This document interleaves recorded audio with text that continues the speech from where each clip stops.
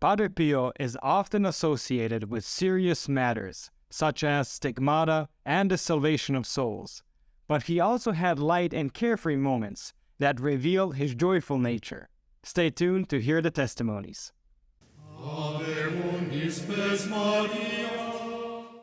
Welcome to our YouTube channel following Padre Pio, about the Capuchin friar, mystic and miracle worker whose intercession is still very powerful and active today. We publish videos 3 times a week, on Monday, Wednesday and Friday, so follow us to find out more about the life of this fascinating saint, and you will be amazed at what Padre Pio can do for you, a family member or a friend. Father Pellegrino, one of those who had the good fortune of living with Padre Pio, said that being near him was like feeling a warmth emanating from an always burning volcano. To Father Pellegrino, Padre Pio was like an eternal child, always brimming with joy and excitement. He found pleasure in the little things in life, like the surprise gifts that visitors brought him, from a pinch of snuff to a bar of chocolate. Highly sensitive to even the slightest kindness, he promised to repay it with prayers.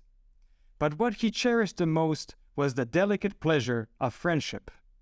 Padre Pio was also incredibly perceptive and intuitive, able to sense the needs and desires of those who sought him out from afar. He was always quick to respond to their requests, and even the convent's dog had noticed this quality in him. Whenever Padre Pio went out for a stroll in the garden, the dog would follow him. On the way back, the dog would follow him all the way to the door of his cell, and only leave after hearing the command, "Now you can go."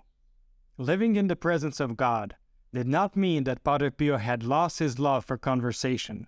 On the contrary, he cherished the company of his spiritual children and fellow friars, eagerly welcoming their arrival and feeling a sense of sadness when they left. Like a child who had just made a new friend, he would beg them to stay a little longer, pleading with them not to forget to come back and spend more time with him tomorrow. Despite his busy schedule, Padre Pio never forgot to send greetings to distant friends and friars who were waiting eagerly for his salutation.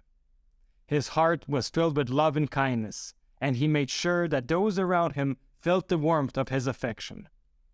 Father Pellegrino recalls a special moment when Padre Pio surprised him on his name day. On October 6th, my name day, I was working in my cell.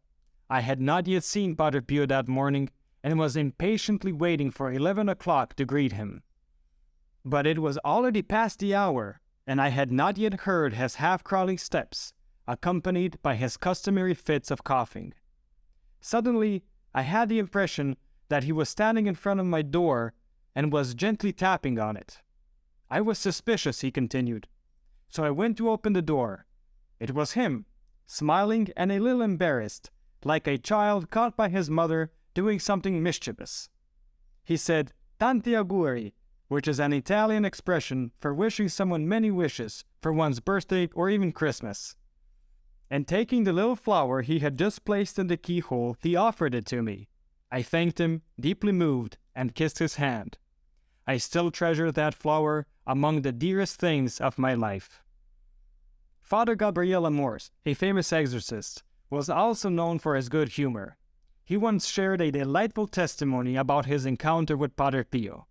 One day, after confessing his sins, Father Amorth asked Padre Pio if he could give him a kiss, as was customary in Italy for friends to greet and say goodbye with a kiss on each cheek.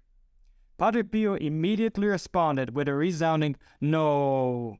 But Father Amorth could not resist, and before Padre Pio could finish speaking, he had already planted a kiss on both his right and left cheek. Father Amorth's audacity got the better of him, and he even dared to pull Padre Pio's beard. But rather than being offended, the Capuchin saint merely laughed happily and grumbled, "Now they even give me kisses."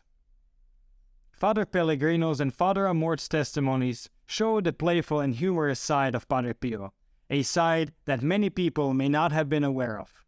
Despite his reputation as a saintly figure, Padre Pio was still capable of enjoying life's simple pleasures and having a good laugh. His ability to connect with people on a human level made him all the more beloved by those who knew him. He was a shining example of the best that humanity has to offer, a true saint who continues to inspire and uplift us to this day. Thank you for listening. Please give our channel a boost by continuing to watch another video. This will help with the YouTube algorithm.